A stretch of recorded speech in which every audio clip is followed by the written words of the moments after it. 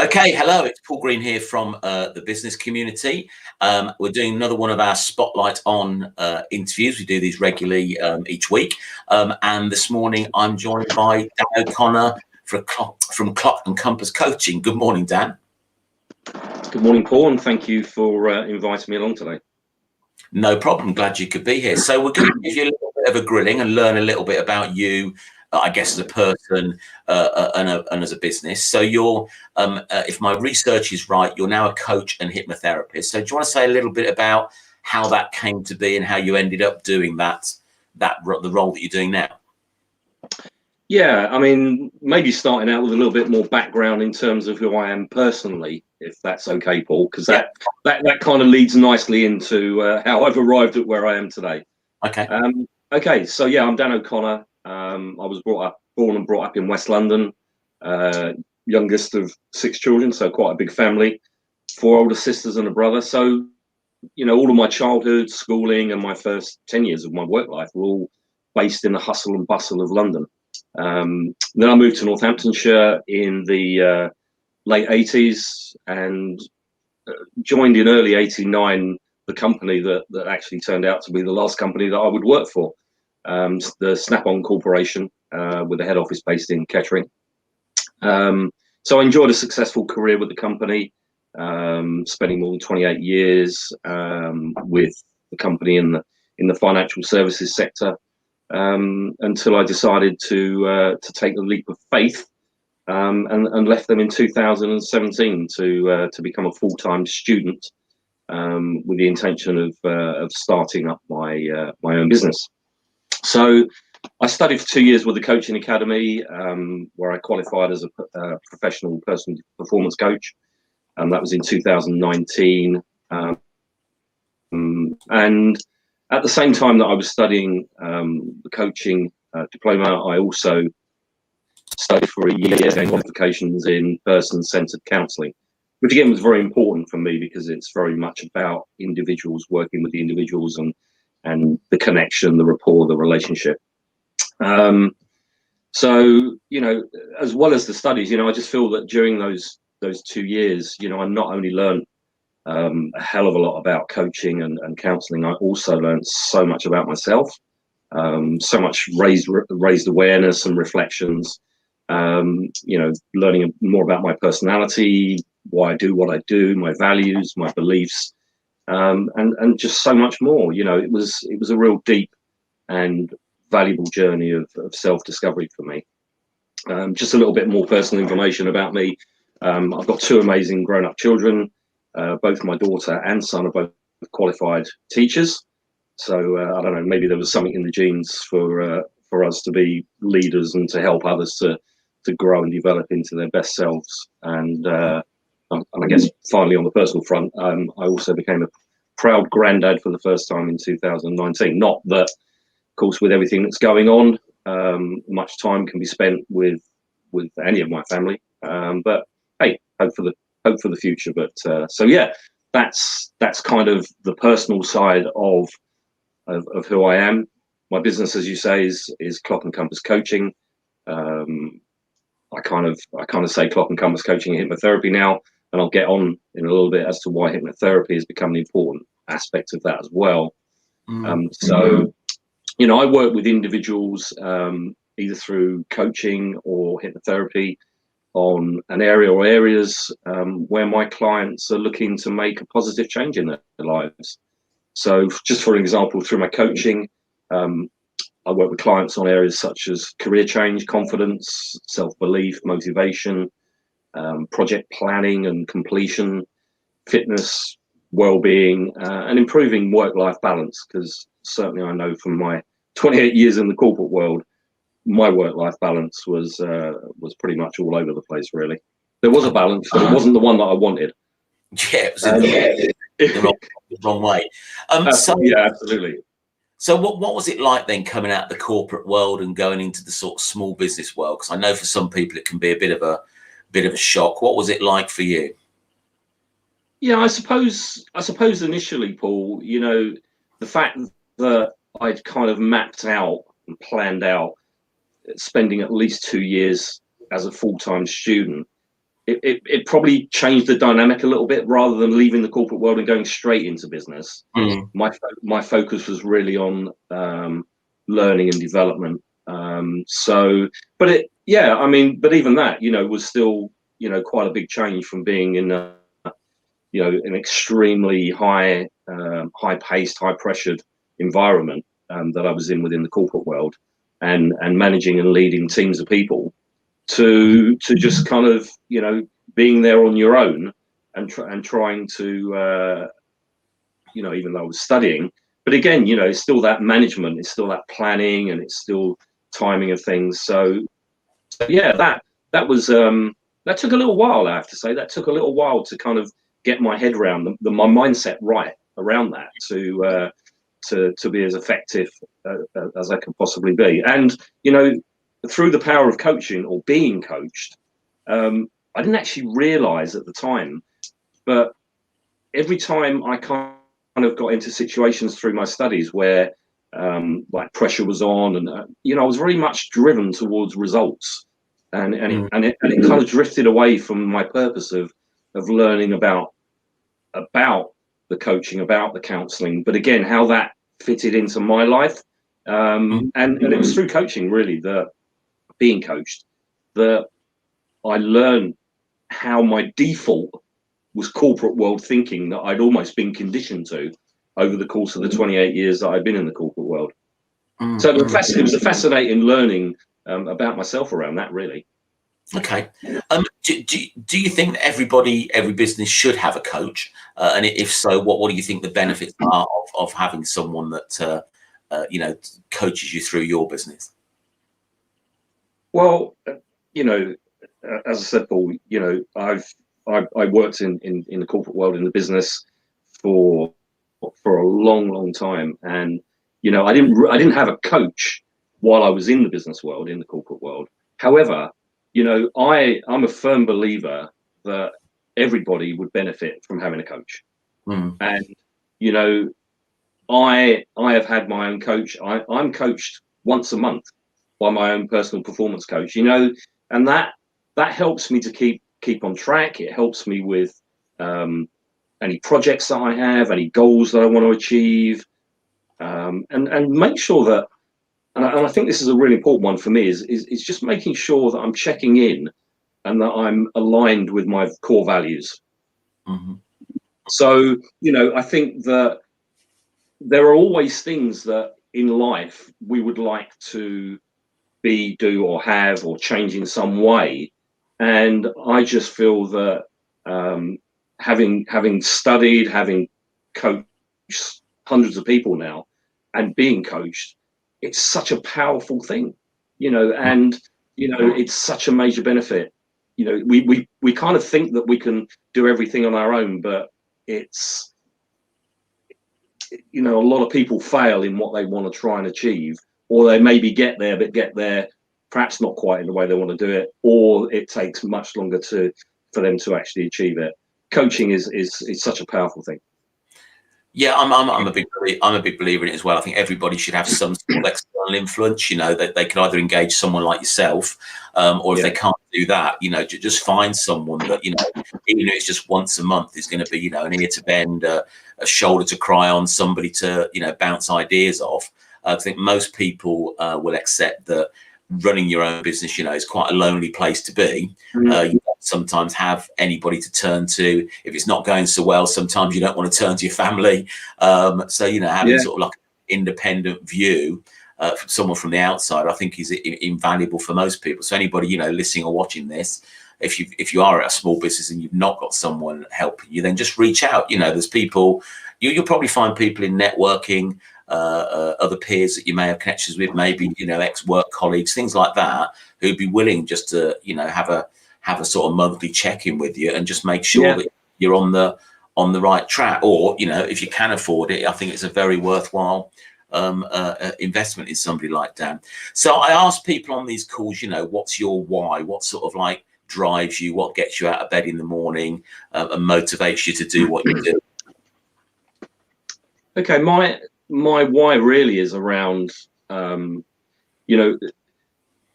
the last sort of 10 years or so, in my work. I became less of a manager and more of a leader. I became more of a people person and very much focused on working with and helping the people that work for me, but also, you know, some of my peers, some of the other managers there, to keep growing and learning and developing, and how important that was, or that is. And you know, my why in terms of kind of why I left the corporate world, I suppose, is around, you know, it was clear to me that if I wanted to live a more balanced, happier, fulfilling life, that wasn't possible in the corporate world. And you know, the increasing demands, the expectations, the long hours, you know, and that all comes from being successful and being in a successful business, you know. And you know, this is a thing that kind of came to me, a quote that came to me around about that time that sticks with me, as do a number of personal development quotes. And you know, one of my favorites was, you know, create a life that you don't need a vacation from. Mm-hmm. And you know, that is just such an important thing for me. So in terms of my why, I never lose sight of why I made that decision to leave a secure, well-paid leadership role of 28 years in the corporate world. And I was due for promotion to senior management within the next 2 years after I'd left the corporation, because my boss was retiring. And you know, every day, you know, I'm passionate and driven to keep moving forward, to keep learning and developing, to be the best version of me. And you know, and in that way, you know, I can help my clients in such a powerful way, and I get an amazing feeling of satisfaction when I can see the transformation in my clients, and I celebrate that success with them. I think it's very rewarding doing the type of thing that you do, you know, when you do see that you've made a difference. And sometimes, you know, it's not rocket science, is it? Sometimes you'll say a little thing or see a little thing that will suddenly have a light bulb moment for the person that you're speaking to. You know, and I've had those when people have supported me, you know, and I just think that is so obvious. You know, why have I never? And you get, you know, after the initial sort of like frustration and kicking yourself, you think, great, okay, now I've seen it, now I can move forward. So yeah, it's a very rewarding thing to be in. So there's a lot of coaches out there. There's life coaches, there's business coaches, there's business advisors, you know, all sort of like shapes and sizes. So what do you think makes you different from your competitors, would you say? I would say what makes me different is that, you know, I've kind of been on this journey now, this personal development journey and growth, and for around about 30 years. It was 94 when I first kind of got into this through a management course that I did through the late great Stephen Covey, and just a different way of looking at life. So that's where I started invested in my own growth and personal development and learning. To the point where, you know, I feel that the work that I do is very, very natural. It's not like, okay, so I'm working with a client, I'm gonna switch the on switch on, I'm now in client working mode. Yes, of course, there is an element of that. However, for me, the work that I do, it's a way of being for me. This is how I am 24/7. You know, I don't need to kind of put that switch on. So therefore, you know, when I'm working with a client during a session, it's very natural flow. It's very intuitive. It's very, yeah, it's just got such a flow to it. And I think, you know, that's been helped through a lot of my life experiences and enhanced through my spiritual journey of self-discovery. You know, where I started attending meditation and mindfulness groups. And, you know, within a very short amount of time of doing that, you know, I found a real deep and inner calm and peace within myself, and in turn with the world around me. And, you know, I then took that a step further. And not everybody perhaps will have heard of Reiki Healing. You know, I first received Reiki Healing and then went on to study. I studied the history, the techniques, and I was attuned to the energies, passing my level 1, 2, and ultimately becoming a Reiki master. So very much about the energy side of things. And I know that's not something that I kind of put out there when I'm networking and stuff, but you know, and, you know, when I work with a client, it's not just about working with their mind, it's working with the whole of the client, of the person, their mind, their body, their energy. And I find that so important, is having that connection with a client where you are picking up on so many levels, not just, yes, I'm a coach, so you've got something you're thinking about, you want to change, I'll help your mind change that. Well, it's, as I say, for me, what makes me different is that I work with the whole of the person and not just one sort of element of it. And, you know, just to excuse me, just to let you know, at the end of my final coaching assessment with the coaching academy, and I wanted to challenge myself. I wanted the person to assess me in all of my live assessments to be the director of the coaching academy, who's assessed like 10,000 plus sessions. And, you know, he commented on the end of my final assessment, and I think this captured the essence for me. And it's a Carl Jung quote, and he said, "Learn your theories well, but put them to one side when you confront the mystery of the living soul." Yeah, absolutely. And I believe that's what I do. No, I think that I get that. I get that. I mean, I think you have got to take all those things into consideration, you know, when you're working with someone, you know, that there's no, I don't think there's any sort of like one formula or one theory that necessarily fits all. Of course, there are tools that I'm sure you use as appropriate when you're on that journey with somebody. But yes, I think you use the word being.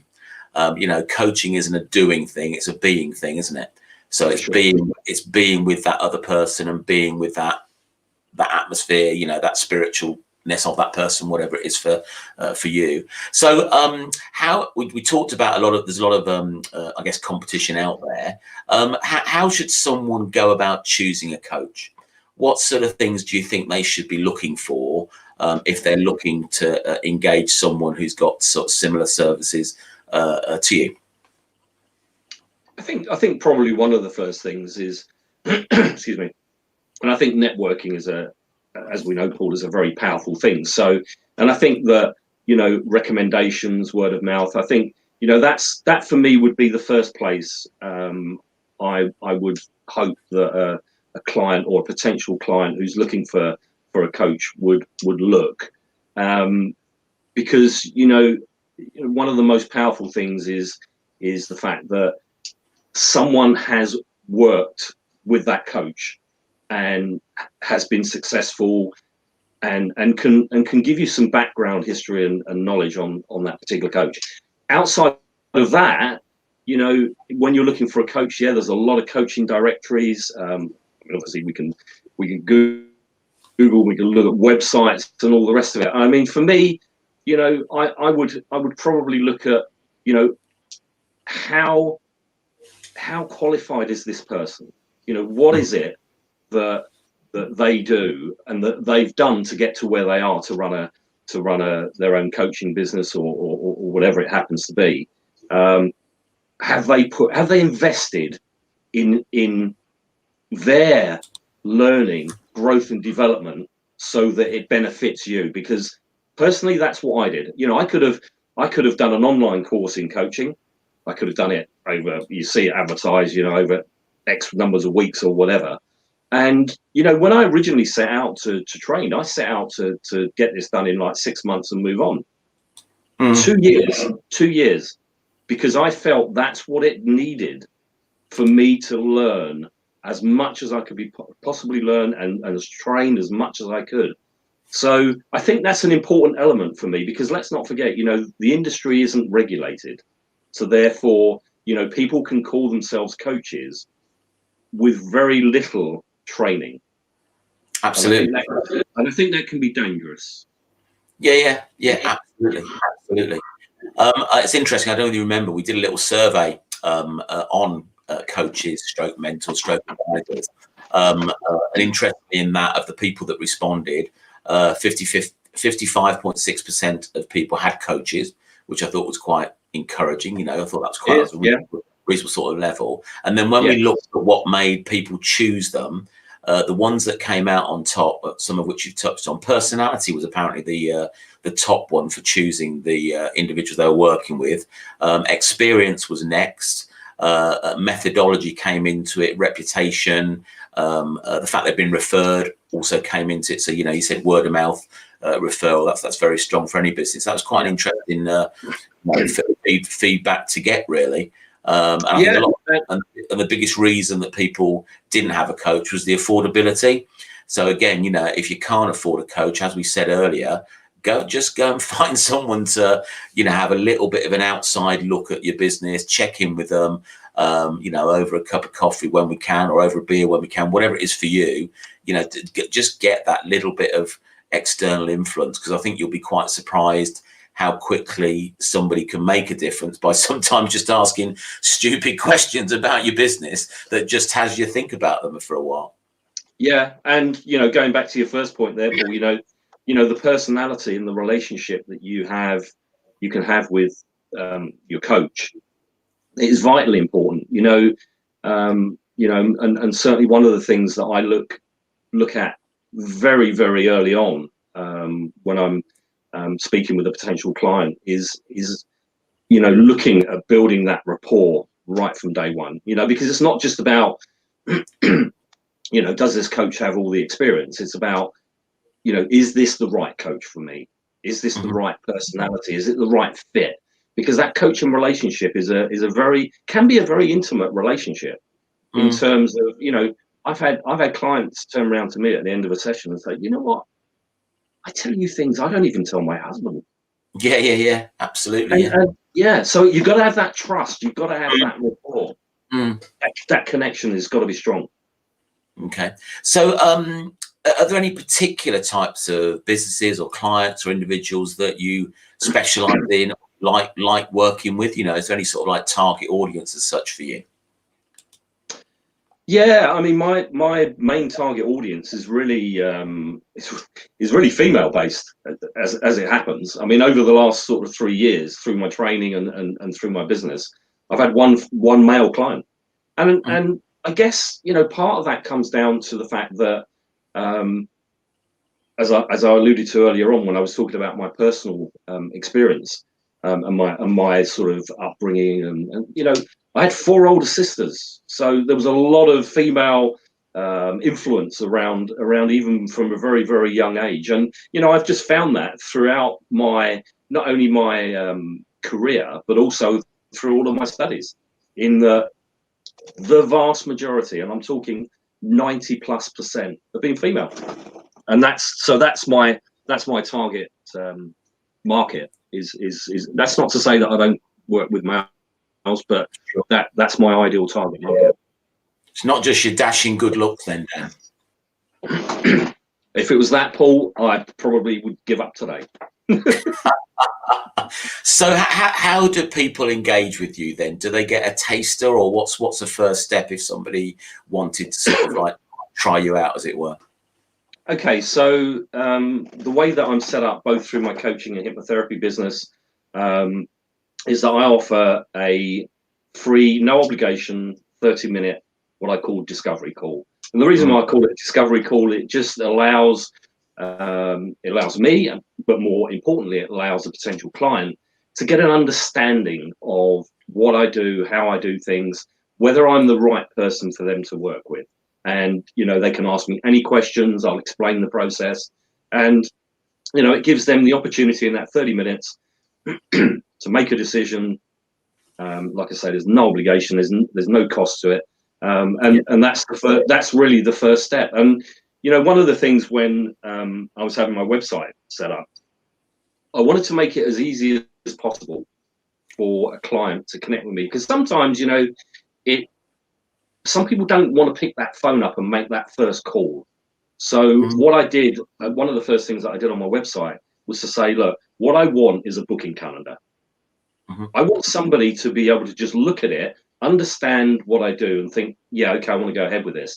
But perhaps don't have that courage to make that call, or just not enough drive to do that. And they can just click onto an available date on my calendar. I will receive an email. They've got a confirmation. The call is done.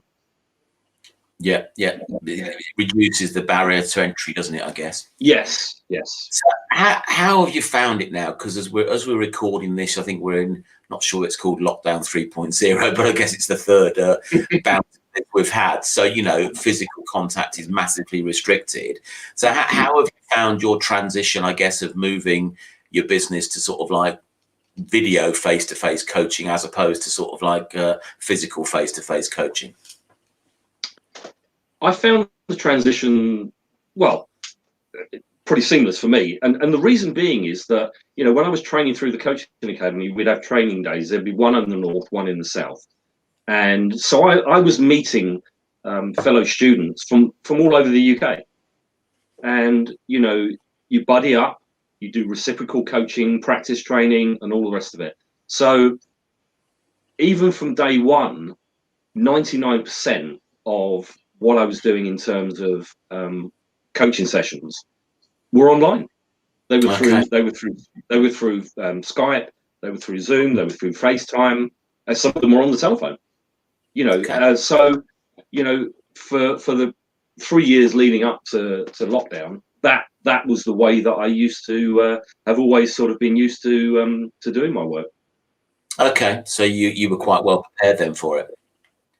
Absolutely, yeah, yeah. Do you think there's a difference between doing it online and doing it face to face?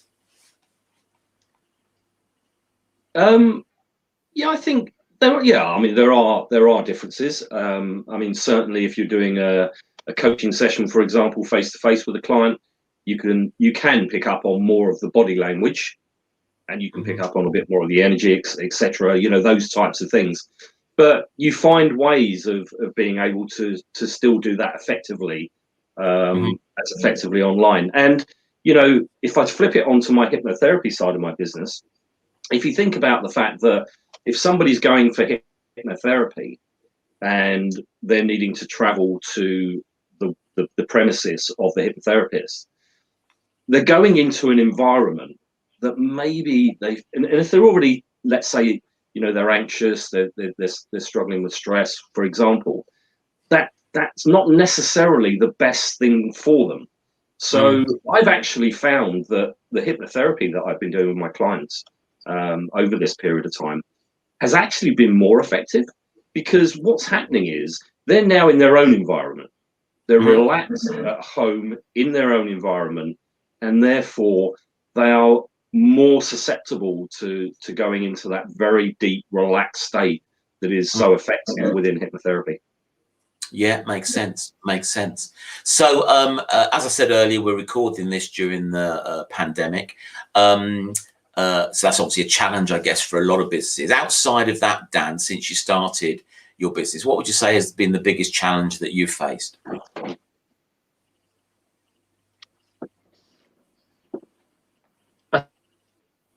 I think the biggest challenge for me that I faced when I started my business was, you know, I worked as in the corporate world for 28 years, so I was very focused, almost blinkered, I suppose, in some respects, on my area of the business, okay, which was financial services.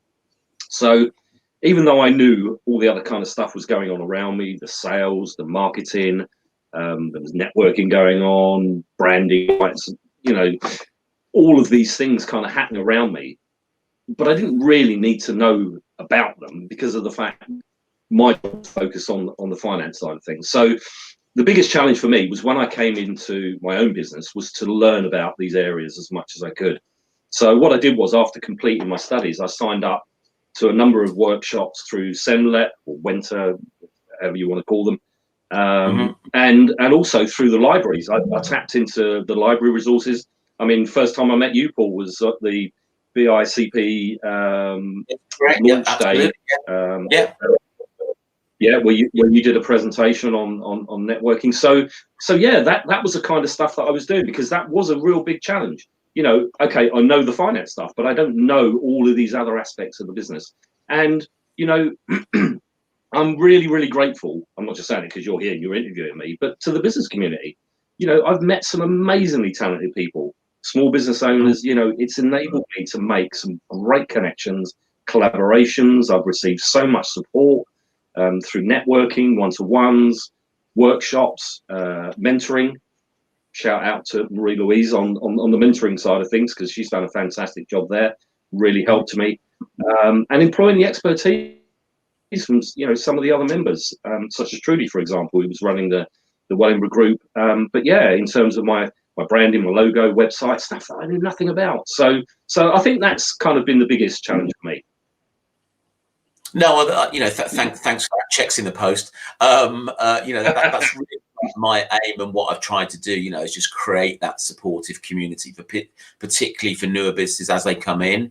Because like I said, so much that I think when someone comes out of corporate or chooses to be a small business, be an entrepreneur or whatever, I think that there's a lot of stuff they don't know. Yeah. And to just have a few more, maybe mature businesses around, just to test the water or ask questions of and things like that, I think it is invaluable. So I appreciate you've you found that valuable, and thanks for the acknowledgement. So you've kindly agreed to impart some of your knowledge with us. So I'm going to put you on solo and just allow you to do that, and then I'll see you on the other side in a few minutes. So the floor is yours, Dan. Thanks, Paul. Okay, so I'm going to refer to this as mind the gap, as all of you have travelled on the tube will kind of know that. But it's really around, from time to time, all of us through life, we've looked at things that we'd like to change or achieve, things that we want to do, do or have. And then sometimes when we look at where we are today and where we want to get to, can look so far away, and we can really struggle to see and get our heads around how we're going to achieve that goal. And unfortunately, as a result, a number of people, they give up on their dream because it just seems so distant, so far away. And, the reason why this happens is because the gap between where you are today and where you want to be is too big. It feels so distant. It seems daunting. Some clients say to me, I just don't know where to start. They feel kind of overwhelmed by it. I just can't see how I'm going to get to my end goal. So as a coach, it's important to me that I can help my clients to be able to connect deeper with their goal, with their dream and their why, so that they can imagine what that feels like. What is that going to feel like when they get across the line? And it makes it so real, so much more real for the client when they can connect with this, and it helps to increase the motivation. However, even that, the gap at that point is too big. So, an important aspect of my coaching work is helping my clients achieve their long-term goal. And in order to do that, what I do is I help them to break it down. Okay, so. And their long-term goal, in the vast majority of cases, that long-term goal will have a number of components. So I'll give you an example. So let's say you wanted to run a marathon in 9 months' time, because that's a long way out, and you want to complete it in under 4 hours. What I do is I help the client to break down the components that are involved in preparing and taking part in the marathon. For example, nutrition and diet. Building up their fitness to run the 26 miles, the kit that's going to be needed for now while they're training, for the race, all the admin side of things, application, logistics, etc. So that now helps the client to see those components of their long-term goal, and it can help them to focus on the first step, a realistic, achievable, short-term goal. That may be around nutrition, it may be around the nutrition and diet, it may be around the admin or the application, or wherever they feel for them it's important for them to work on first. So now, through the sessions, they're focusing on something they can achieve in the short term, say in the next week or 2 or 3 weeks, that will move them to one step closer to achieving their ultimate long-term goal. So when they've achieved their first short-term goal, they will be more motivated to move on to the next phase, to the next step. Whereas keep on looking at that bigger goal so far away, that's where the motivation drops away from a client. And that's where people people can give up, you know. So what I would say to finish this is, you know, never give up on your goal because it feels too far away or it's too daunting or you're not sure where to start. Break it down into manageable parts, realistic parts. Take that first step, and remember, you don't need to see the whole staircase for you to take that first step. Thank you. Hey, thanks for that, Dan. Very, very valid point. I mean, it's breaking things down into bite-sized chunks, isn't it, really? Otherwise, that, what do they call it? The big, hairy, audacious goal or whatever seems so big, so big and so, you know, inaccessible that, you know, like I say, you've got to partition it. And as you say, unless you take the first step, you know, you're not going to be heading in the right direction, are you? No. So if you were to just to give, just to finish this off, if you were just to give one top tip for any business owner out there, what would your top tip be? Okay, so over the past year or so, as I've started networking just over a year ago with yourself, and through the one-to-ones, workshop, webinars, you know, I've heard the term so many times now. People buy from people, and how important that is to our business. So my one tip, really, and keeping on the theme of personal development, and growth and development is around that, really, because, you know, I look at me, what I've been through and where I've got to in life, and it's been such a key part of where I am today. You know, so whether you're employed, self-employed, you know, who we are, how we think, what we do, how we connect with others, it all comes from within. And, you know, many of us, you know, we don't think twice about spending tens, if not hundreds of thousands of pounds on a house, on a car, on a holiday.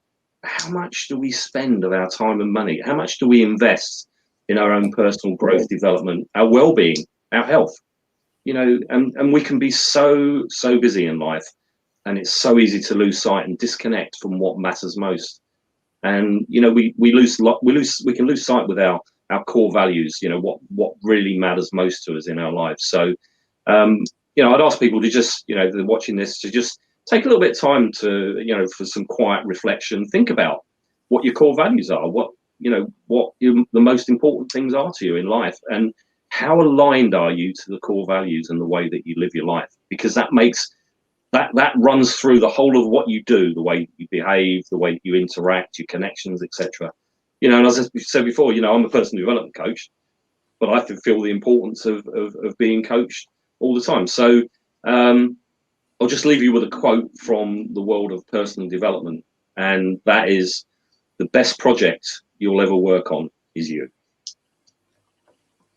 Yeah, I mean, certainly reflecting and looking at your core values, I think, is more important than ever right now. You know, in strange times that we're in, you know, it can be a struggle for people, certainly around sort of like their mental health and well-being, you know, being cooped up in your house and restricted from where you can go. So yeah, I think, you know, that connection, and, you know, certainly reach out to people, you know, not just from a coaching point of view. If you're feeling a bit down or lonely or whatever it might be, you know, just pick up the phone or just reach out to someone and you know, just sort of share your feelings with them. You know, I was speaking to someone the other day that, you know, had a bit of a downer that particular week, and I just sort of said, you know, you could have given me a call. You know, we could have just chatted about it. We might have had a laugh. You know, just sometimes that knowing someone's there, you know, as I said earlier, you know, for an ear to bend or a shoulder to cry on, I think is particularly important in the current climate, in my view. Absolutely, Paul. You know, I'd agree absolutely 100%. And you'll recall from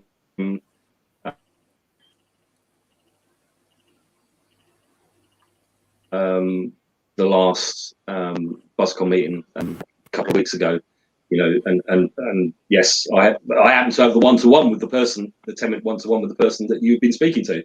And to all of you guys, you know, if you ever feel that you're in that place and you want to talk to somebody, hey, give me a call. Absolutely. Thank you very much for your time, Dan. You know, anybody and everybody's time is valuable, so I appreciate you taking time out of your day to indulge me in this. So yeah, it was really useful to learn about, you know, how you got to where you are, your values and what you're about. So I appreciate that. So thank you for your time. Well, thank you, Paul, as I say, for inviting me and giving me the opportunity to hopefully, give a bit of a flavour of who I am, what I do, and how I can help people. Yeah, absolutely. Thank you.